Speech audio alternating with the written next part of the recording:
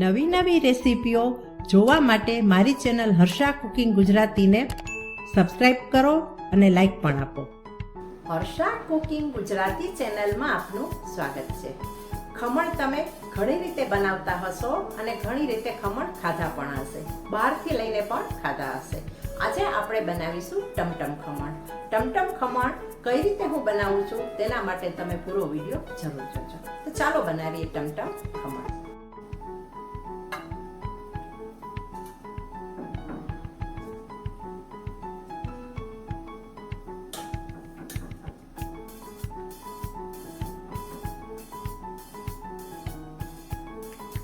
ટમટમ ખમણ બનાવવા માટે મેં અહીં 3 કલાક પહેલા ચણાની દાળને પલાળી રાખી હતી.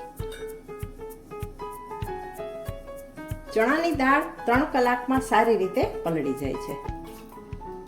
જો આપણે ભાંગીએ તો ટુકડા પણ થઈ જાય છે.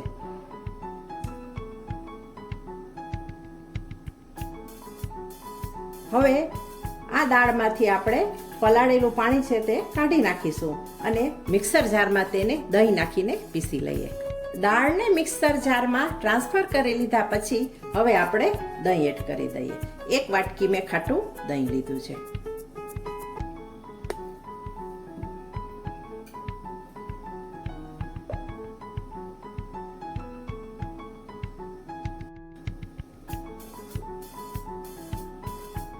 દાળ સારી રીતે પીસાઈ ગઈ છે. આપણે આટલી દરદરી રાખવાની છે, એકદમ ફાઇન પેસ્ટ કરવાનું નથી. 1 વાટકી ચણાની દાળને પલાળી હતી અને તેની સામે મેં અડધી વાટકી ખાટું દહીં એડ કર્યું હતું. પાણીનો તેમાં બિલકુલ મેં ઉપયોગ કર્યો નથી. હવે આપણે આ મિશ્રણને બાઉલમાં ટ્રાન્સફર કરી દઈએ.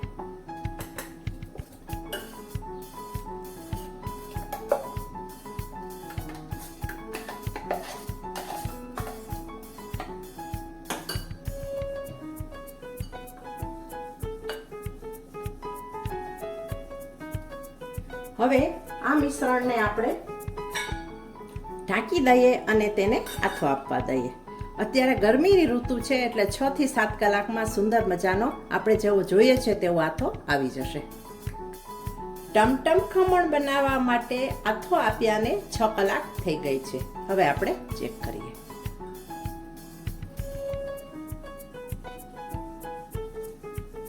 સરસ આથો આવી ગયો છે, જોઈ શકાય છે. આવો આથો આવવો જોઈએ.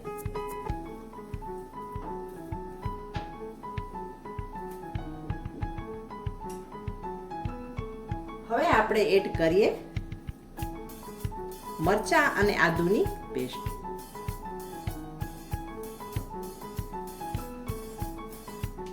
સ્વાદ પ્રમાણે મીઠું.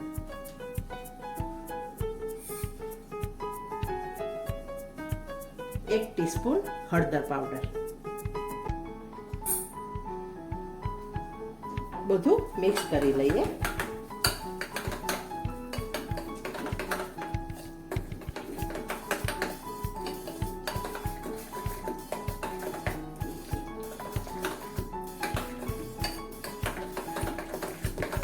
બેટરને એકદમ આપણે ફેંટી લઈએ જેથી ખમણ સરસ પોચા બને.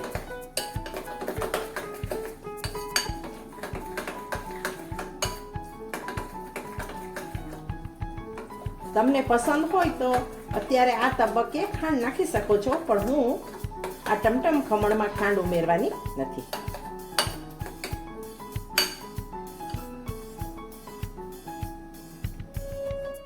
બેટરને તમે આ રીતે હાથેથી પણ ચલાવી શકો છો. બેટર હળવું થવું જોઈએ અને થોડો કલર ચેન્જ થઈ જવો જોઈએ.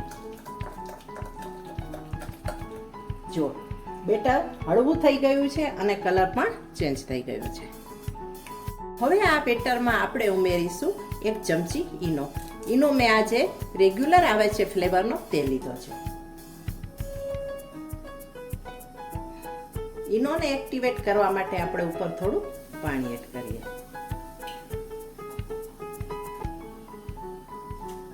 એક જ દિશામાં આપણે ફેરવીએ.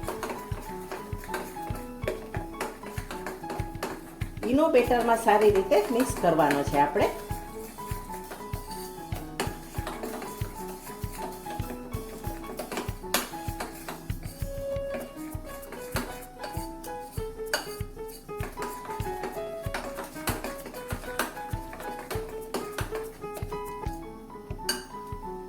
બેટર હવે ખમણ મૂકવા માટે રેડી છે.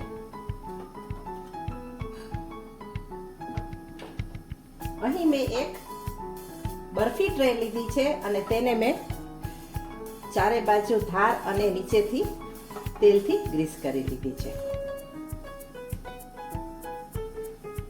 હવે જે આ બેટર છે તેને આપણે તેમાં રેડી દઈએ.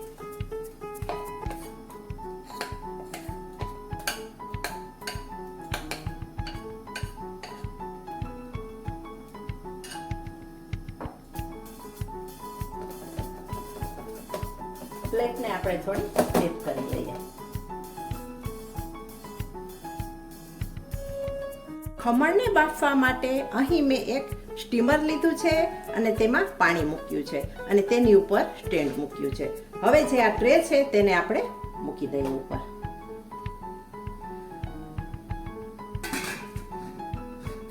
ઢાંકીને આપણે 20 મિનિટ બફાવા દઈએ.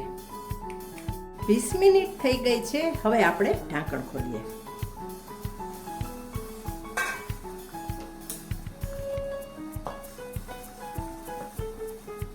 ઢોકળા સારી રીતે કૂક થઈ ગયા છે. ચપ્પુ પણ ક્લીન નીકળી રહ્યું છે.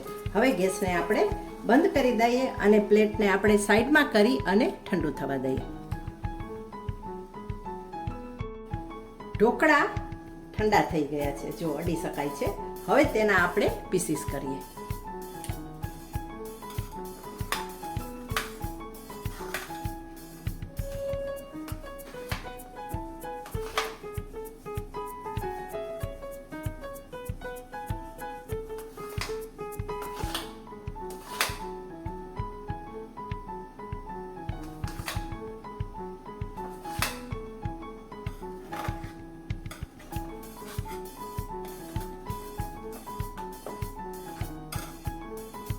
જોઈ શકાય છે એકદમ સ્પંજી અને ફૂલેલું ફૂલેલું પોચારું જેવું આપણું ખમણ બનીને તૈયાર છે.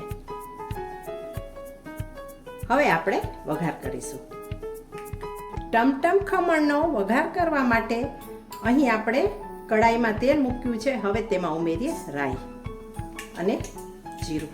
બંને આપણે અડધી અડધી ટીસ્પૂન ઉમેરીશું. ગેસને આપણે સ્લો રાખીએ. લીલા મરચાંના ટુકડા અને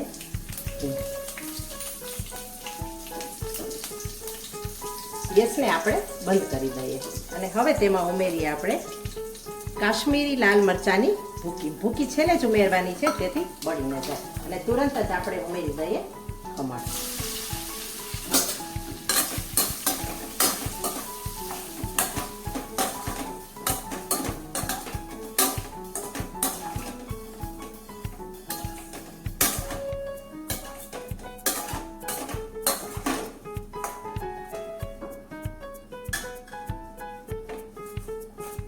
આ રીતે ઉપર નીચે પણ કરી લઈએ. સરસ મજાના ટેસ્ટી મસાલેદાર લારી પર મળે તેવા ટમટમ ખમણ બનીને તૈયાર છે. હવે આ ટમટમ ખમણની આપણે સર્વિંગ કરીએ. લારી કે ફરસાણની દુકાન પર મળે તેવા જ ટેસ્ટી અને ચટપટા ટમટમ ખમણ બનીને તૈયાર છે. ટમટમ ખમણની સર્વિંગ મેં ગુજરાતી કઢી સાથે કરી છે. ટમટમ ખમણનો આ વિડીયો તમને કેવો લાગ્યો તે મને કોમેન્ટ કરીને જરૂર જણાવજો. Thanks for watching.